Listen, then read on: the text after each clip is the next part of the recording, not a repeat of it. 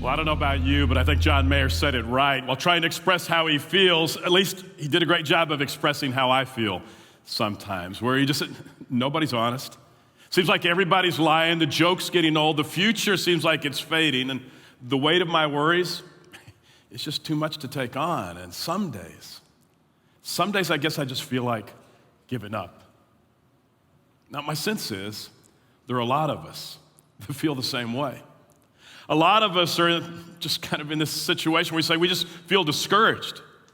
Discouraged because it seems impossible to make sense of this ongoing pandemic, or discouraged because of living in the aftermath of having to say goodbye to somebody unexpectedly, a loved one who died unexpectedly, or discouraged at carrying the weight of having to make ends meet while the bills just seem to keep flowing in and piling up, or discouraged as you try to make your marriage work, or discouraged that you're losing the battle that you've been fighting against an addiction, or discouraged by the weight of your loneliness or anxiety or depression, or discouraged about the stress that you're feeling over what's next for your company or your family or your future. And I actually recently heard Reese Witherspoon describe it this way. I liked what she said. She said, life just turns out to be a series of disappointments with just enough time in between them for the next one to actually catch you by surprise.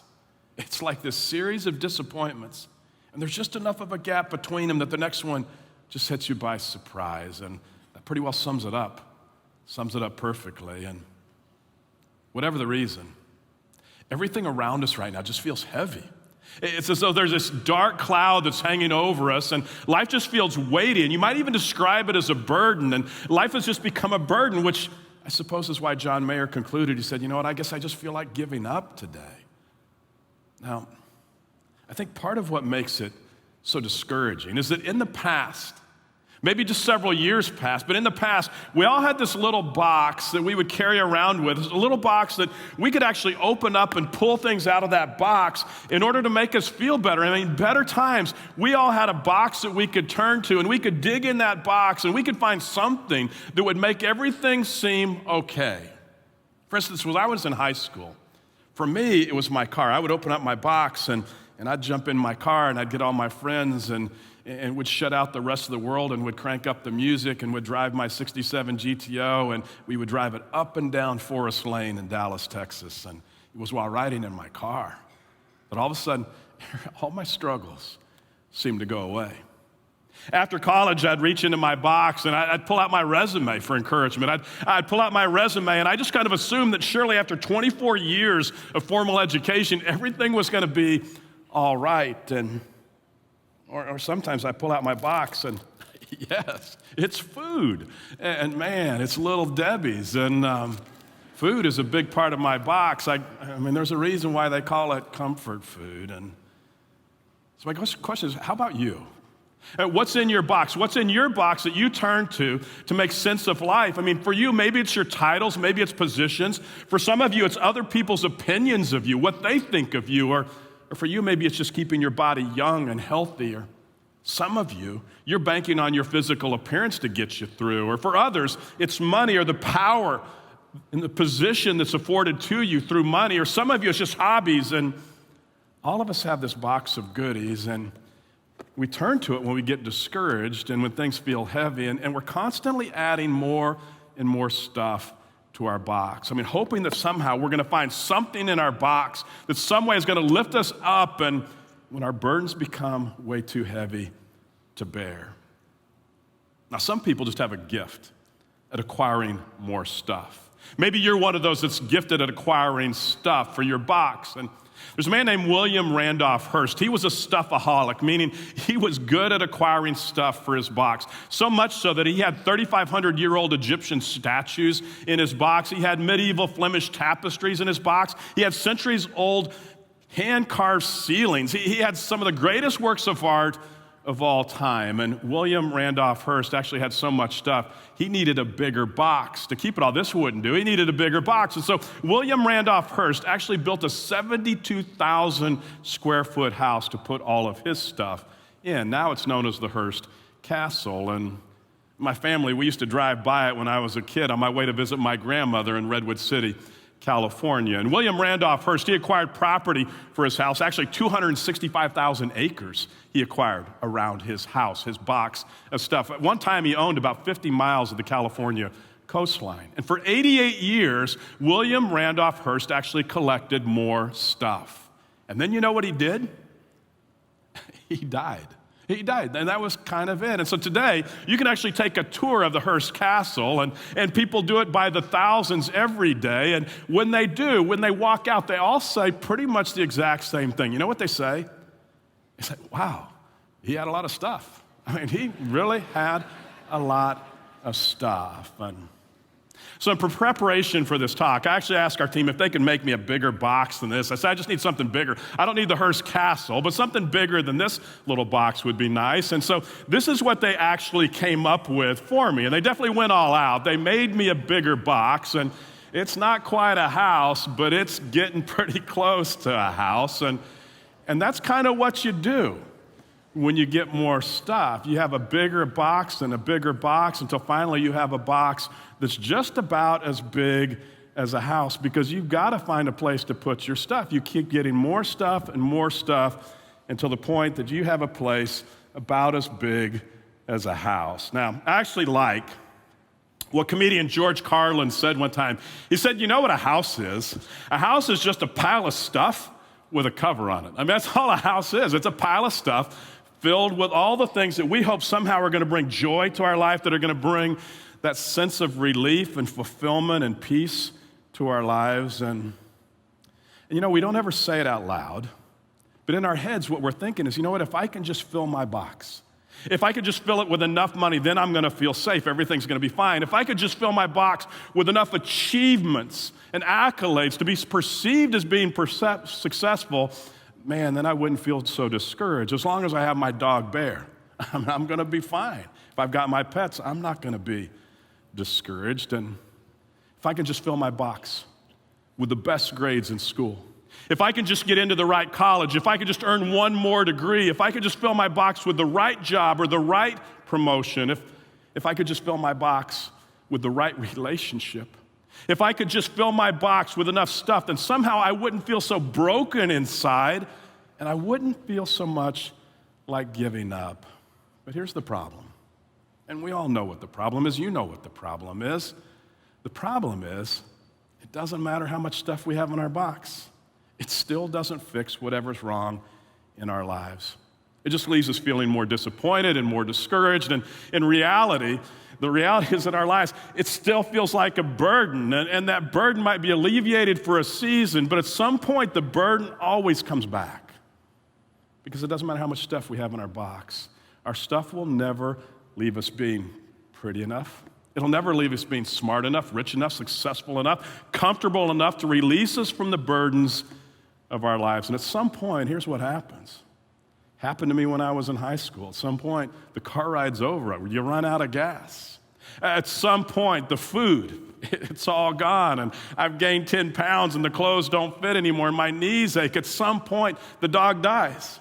At some point, the reality sets in that whatever was in our box, it hasn't fixed whatever was wrong in our lives.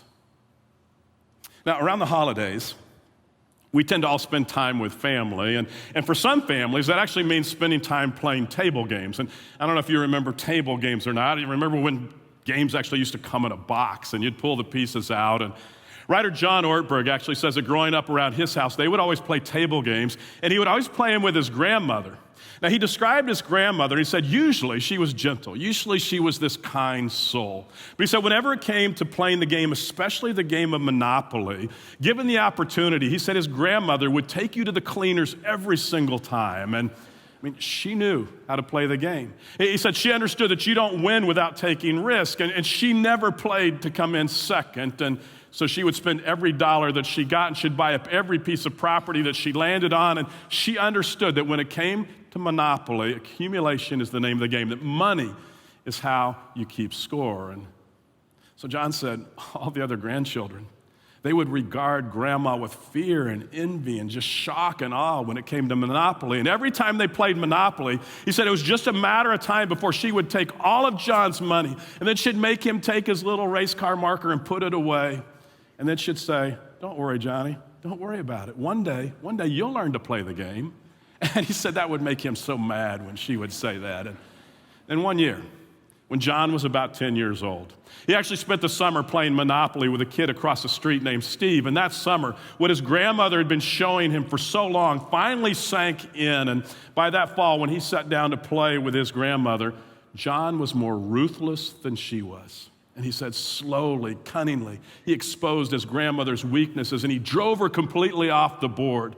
And John says he can still remember when that happened, that exact moment. It happened at Marvin Gardens. And he remembered looking at his grandmother, and here was this woman who had taught him how to play the game. He said she was an old woman at that point. She was a widow. And John said, I took everything that she had. And he said, it was beautiful. I destroyed her financially. I destroyed her psychologically.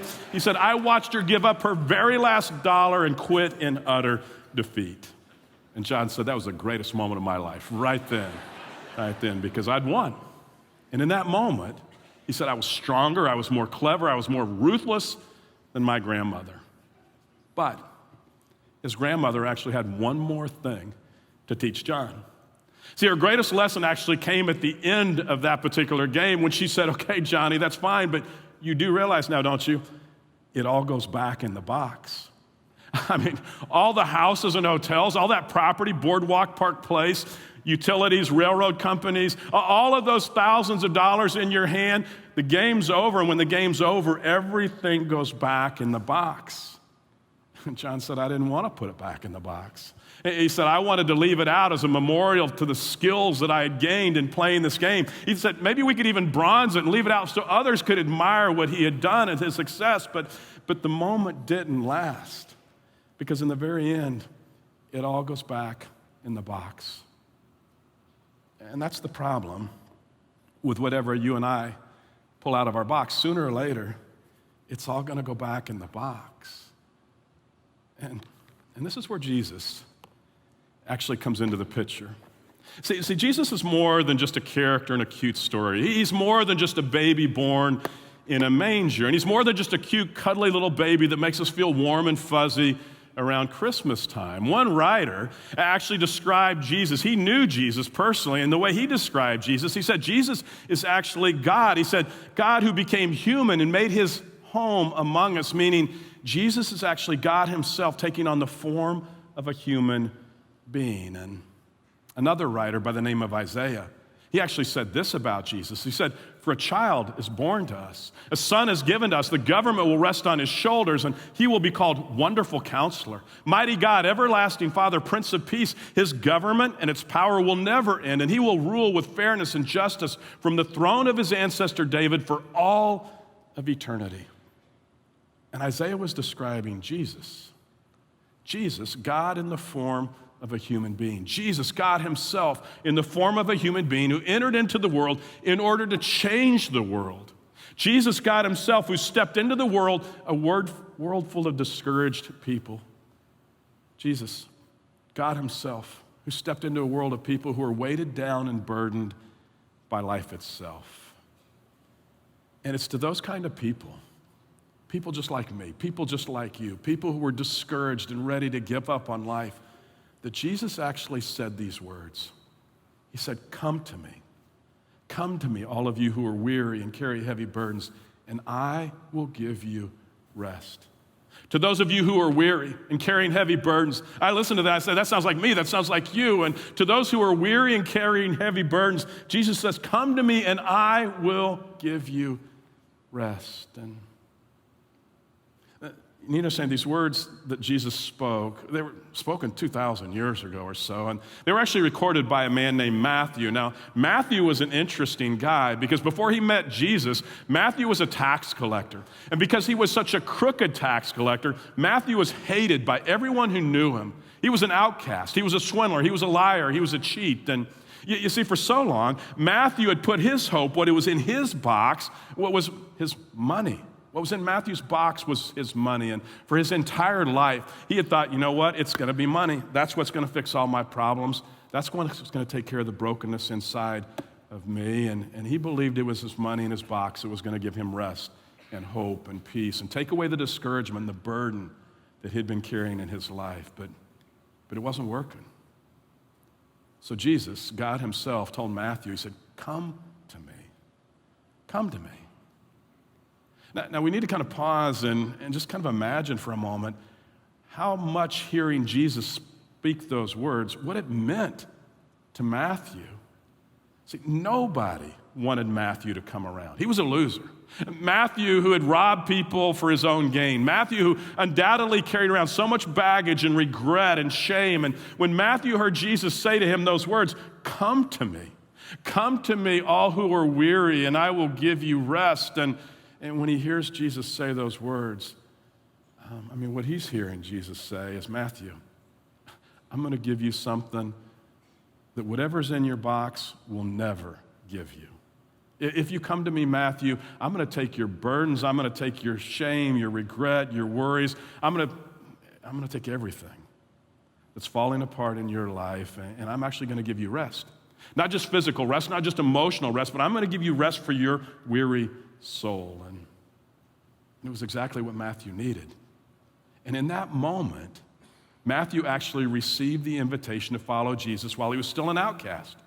Jesus was speaking to him, and he was still an outcast. He was still despised by everyone around him, and while he was still broken and full of regret and shame. And Jesus invites Matthew to come and follow him and let go of your box and everything that's in your box and whatever you've been putting your hope and trust in. And 2,000 years later, Jesus, God himself, extends that same offer to you and to me. Speaking directly to you today, right now, Jesus is saying, look, come to me. Come to me, all who are weary and carry heavy burdens, and I will give you rest. Take my yoke upon you. Let me teach you, because I'm humble and gentle at heart, and you will find rest for your souls. To you, right now in this very moment, Jesus is saying to you, look, I will put an end to your inner turmoil. Bring me your wounds. Bring me your hurts, bring me your fears, your regrets, your disappointments, your anxieties, your inadequacies. Just bring it all to me. Whatever happens to be weighing you down right now, you bring the pressures, you bring the perplexities of your life to me, and I will give you peace, a peace that actually nobody else is going to understand. Even in the midst of your trouble, I'm going to give you peace. And see, Jesus offers to give you rest. And the thing about what he's offering, his rest is a gift. It's not a prescription. It's not a formula. It's not 10 steps that you have to follow or go to different places. Instead, Jesus is saying, look, you come to me, you walk with me, and you'll see, I'll give you rest. And Jesus is offering exactly what our weary souls need in this moment. And Jesus is the only one that can give us real permanent rest. Jesus is the only one that can give us what we're looking for to fill that empty space in our hearts. And there is nothing in your box that will give you the rest that you need. And Jesus makes this rest available for any who are willing to come to him. Those that are tired, those that are exhausted, burdened, broken, full of regret and shame. And all we have to do is to make the choice to come to him. He'll never force himself on us. Instead, he says it's your choice to step towards him. And this is where it starts. Jesus inviting people to take one step towards him. Come to me, Jesus says. And once we take that step towards him and his invitation, then it's really simple. He says, come to me, follow me. Come to me and follow me. And it's a simple invitation to follow him. It's not complicated, and there's nothing you have to do before you come to Jesus. No magic formula. You don't have to say a particular phrase, the right words. You don't even have to clean yourself up to first come to him, to take that step towards him. And Jesus' invitation, it's very simple. It's just, hey, come to me. All that you have to do is come and follow Jesus. And you need to know that if you come to Jesus, the peace that you'll experience, the rest that Jesus is offering, it's unlike anything that you've ever experienced. It's unlike anything that's in your box. That's why on another occasion, Jesus actually said, he said, look, I'm leaving you with a gift, peace of mind and heart. And the peace that I give you, it's not like the peace the world gives. In other words, it's not like what's in your box. So don't be troubled. Jesus said, don't be afraid. It's not like anything you've ever experienced before with your box. And so I actually want to introduce you to Kirsten. For much of Kirsten's life, Kirsten would say that life was hard. Kirsten understood what it meant to be discouraged. Kirsten knew all too well the words of John Mayer when he said, you know what, I guess I just feel like guess I feel like giving up. But then Kirsten met Jesus, and then Kirsten turned to Jesus, and Jesus gave Kirsten rest. And so I want you to listen to Kirsten's story, because you might find that there are parts of Kirsten's story that are very much like your story. And then as you listen to her story, don't forget the invitation that Jesus made to Kirsten, to Matthew, but he's also making it to you when Jesus says, look, just come to me.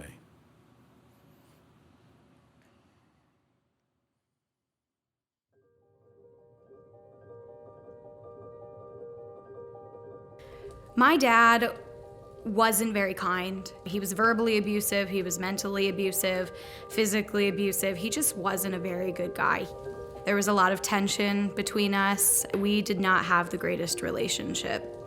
Dads are supposed to be superheroes, and when your dad isn't a superhero, you feel like you don't fit in. I was trying to avoid feeling all of the tension at home, and I wanted to escape that. And so coming to camp was the perfect place to do that. Camp was my safe haven. I could connect with other people my age, and nobody knew who I was, what I was dealing with at home. Nobody knew anything about me, and I could be whoever I wanted to be. It was just this wonderful world where I was happy and nothing was wrong, and there was no sadness, there was no pain, there was no darkness, and it was just my escape. I started coming 1 week out of the summer, and I loved it so much that 1 turned to 3 very quickly, and from 2nd grade until I was in 9th grade, I came here. When I was in 9th grade, I was able to get a job. I got to spend the entire summer here, so it wasn't just a week, it was a whole summer to escape from my life. I was here at camp when I received a text from my dad, and it said, "I know I don't always show it, but I'm proud of you and I love you." And that's something that I hadn't heard for 15 years as far as I could remember. I thought everything was gonna change. We could talk and we could work things out. I thought to myself, I get to have that daddy-daughter relationship that I wanted as a little girl, that I saw all of my friends having, and I could finally have that. It was like there was this sense of hope. I was at the lake and we were prepping for worship, and I was really happy, I was excited, it was gonna be a fun night, and I was told that I had visitors. My great-grandfather was there with the pastor from the church that I was going to at the time. The pastor said, "I'm really sorry, but I'm not here with good news. It's your dad. He was killed in a motorcycle accident." The world around me, it silenced and it went black. And I felt angry. I was angry at God.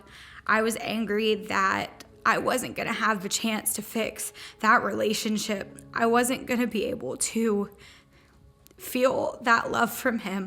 I was never gonna have that opportunity, and that destroyed me. I left camp that night and I didn't come back. I had not come back to camp until today. I stopped going to church. I stopped going to youth group. I stopped hanging out with all of the positive influences in my life, and I turned down a really dark road. I started to make really poor choices. I started to fill that void, that loss of hope. I started to fill all of that with things like cutting and drinking, and I wasn't hanging out with the best people. The behaviors were my way of controlling the situation, my way of dealing with the situation, and because it was the only thing that I could control, it gave me this false sense of identity and this false sense of hope that I didn't think could ever exist again. When I was going through this dark time that I didn't even think could get any darker, I lost 4 others that were so close to me within that same year. And I just kept spiraling at that point because I kept saying, how could it get any worse? And so I just got deeper and deeper into filling myself with things that weren't good for me, but I didn't care. I didn't care that they weren't good for me because in my eyes, I was worthless, I was useless, and I had nothing to live for. I had plans to take my own life. I thought nobody would miss me and nobody would care. I was already a burden, and so I felt like if I died, I wouldn't be a burden to anybody anymore, because they wouldn't have to deal with my problems, they wouldn't have to deal with my struggles, they wouldn't have to deal with me. I was online, and I was trying to fill that void by talking to random people, and I started talking to this guy, and he noticed something was off. He asked where I was, and I wouldn't tell him. And eventually I did tell him, and he drove about an hour, and he hugged me and said, I know I've never met you before. I don't know if you have a relationship with God, but your story matters, and you matter, and your story is going to change lives someday. That night, I felt a spark, an actual spark that I had never felt before, and it was like this spark of joy that I didn't know could exist again. It was like I had something to look forward to. I wasn't just baggage, that I was worth something, and I was worth saving. And that was something I had never felt before. And so we kept hanging out, and now we're married. Brad grew up going to church, and he grew up having a relationship with God, and when we got married, he emphasized that it was really important for me to want to do that. My husband Brad and I started attending LCBC, and we loved it. We came every week, we started serving, we loved the worship, we loved the people. They had this sense of peace that I still didn't quite have. And so I came home and I gave my life to Jesus, and it was the best decision I could have ever made.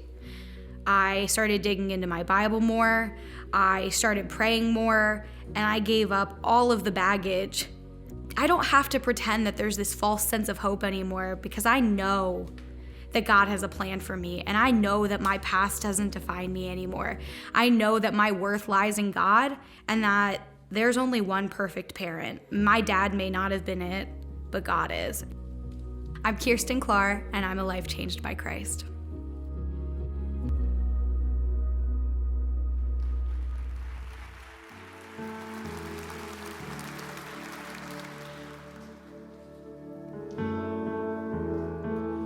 Don't be afraid when you have no strength. Don't hang your head when you lose your way. Lean in and trust, and don't give up. Just come to me, just come to me, and I'll give you rest. I will refresh you. Just come to me, just come to me, and I'll give you rest. I will refresh you. Just come.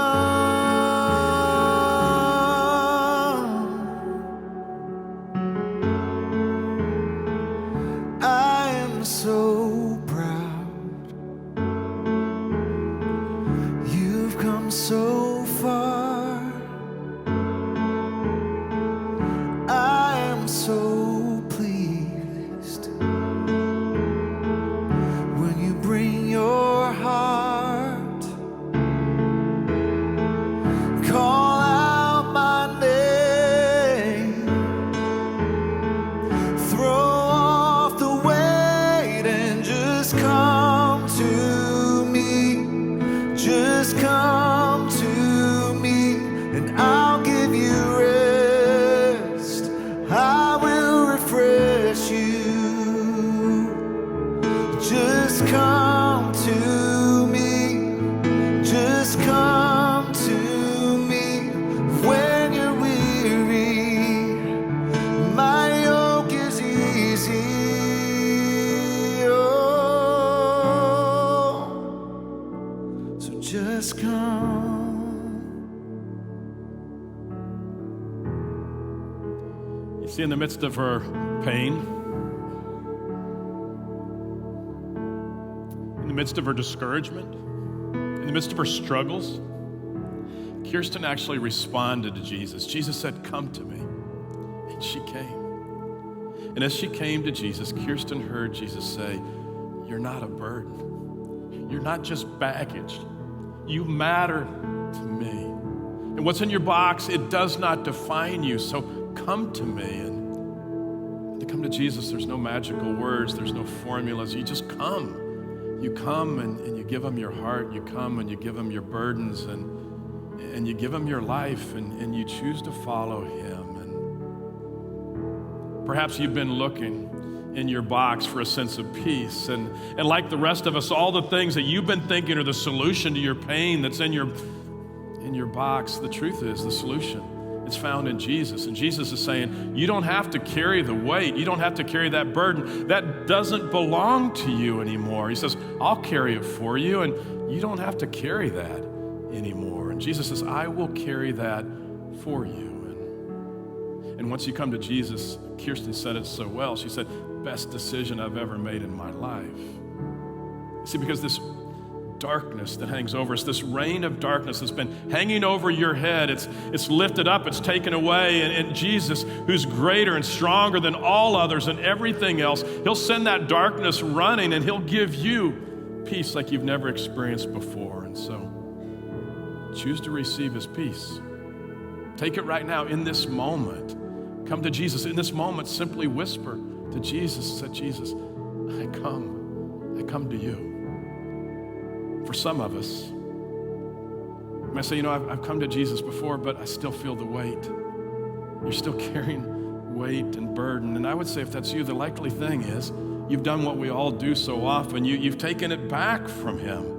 He took all your messes and all your weight, but you've taken it back on yourself, and you've taken it from him, and you placed it back on your shoulders again. And if that's you, then you need to know you're feeling the sense of burden, you're feeling the sense of weight, and you don't need to carry that anymore. And so right now, choose to receive his peace again and tell him you're sorry for taking it back and give it to him. And in this moment, come to Jesus. In this moment, simply whisper to Jesus, Jesus, I come to you now. And going forward, maybe at the start of every day, maybe it's even throughout the entire day, as you start sensing that weight, as you start sensing that pressure, and you start feeling weary, and maybe that's when you just whisper to Jesus again and say, Jesus, I come to you. I come.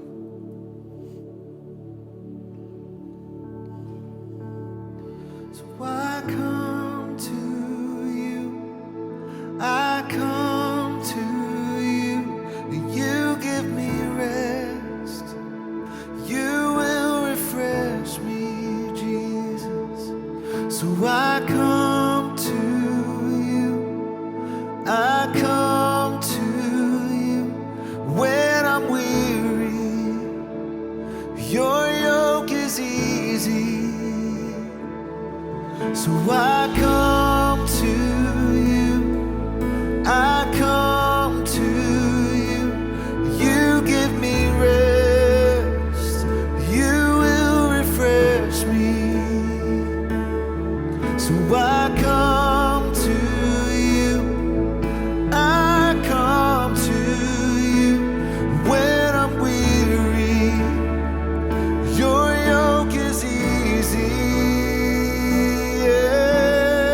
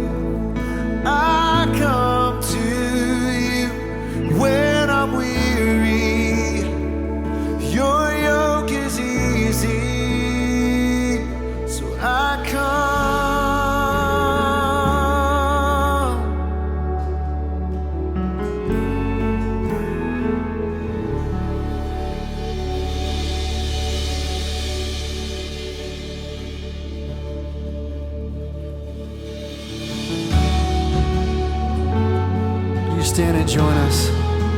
Let's just continue to talk to God and worship Him.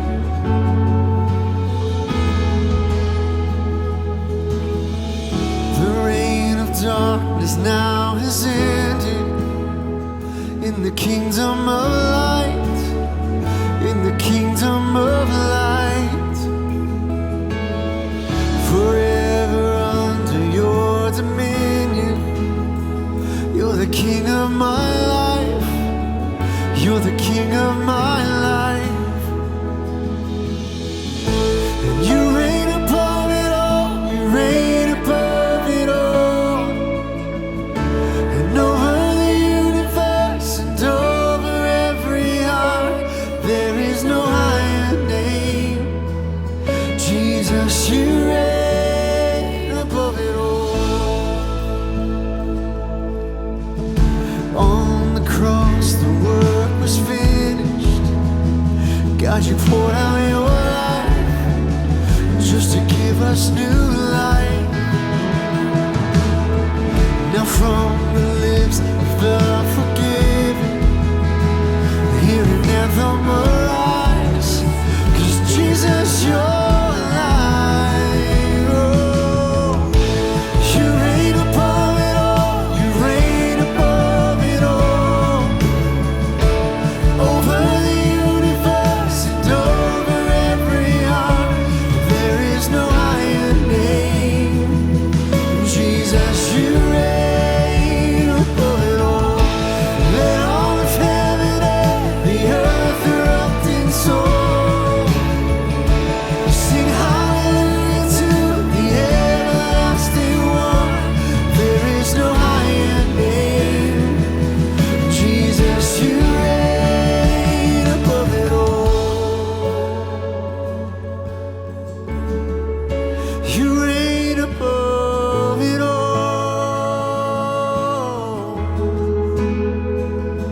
You sent the darkness running out of an empty grave. Now seated alone in glory, enthroned on the highest praise. You sent the darkness running out of an empty grave. Now seated alone in glory, enthroned on the highest praise. You sent the darkness running out of an empty grave. Now seated alone in glory, enthroned on the highest praise. You sent the darkness running out of an empty grave. Now seated alone in glory, enthroned on the highest praise. You sent the darkness running out of an empty grave. Now seated alone in glory, enthroned on the highest praise. You sent the darkness running out of an empty grave. Now seated alone in glory, enthroned on the highest praise. You reign above it all, you reign above it all. Over the universe and over every heart, there is no higher name. Oh Jesus, you reign above it all. Let all of heaven and the earth erupt in song. Sing hallelujah to the everlasting one. There is no higher name. Jesus, you reign above it all. Joy to the world, the Lord is come. Let us receive our King. Let every heart prepare Him room. Heaven and nature sing, and heaven and nature sing, and heaven and nature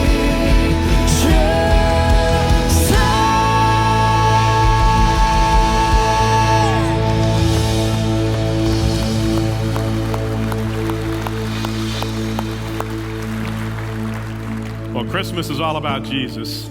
Jesus, God himself, taking on the form of a human being and offering in exchange for all of our weariness, all of our burdens, all of our messes, he offers to exchange all of his peace. Jesus says, come to me. And if we choose to come to Jesus, in spite of all that may be going on around you, because you've chosen to come to Jesus, can I just say, may this be the very best Christmas that you have ever experienced. And can I just challenge you daily? May you start your day each day and continue your day with these 4 simple words. Jesus, I come to you. Jesus, I come to you. And this weekend, and throughout the holidays and then on, continue to come to Jesus and choose to follow him. Well, this weekend, no in-person gatherings around LCBC, but you can join us online. And then New Year's weekend, you're invited to join us as we celebrate the practice of communion together. And then the next weekend, January 8th, 9th, and 10th, we start a new series of studies, calling it When Your Back's Against the Wall. And we know that feeling. And when you feel stuck, cornered, trapped, when it just seems like there are no answers, no way out whatsoever. What do you do when your back's against the wall? So love to have you join us. We do this every weekend together, and love to have you come and join with us. If you want to pray about anything today, then there'll be people up to my right, your left, up in the front corner. They would love to pray with you. If you happen to be online with us, then let us know in the chat how we can be praying for you. But today, LCBC, even right now, may the Lord bless and protect you. May the Lord smile on you. May he be gracious to you. May the Lord show you his favor and give you his peace. Thanks for being here. Merry Christmas.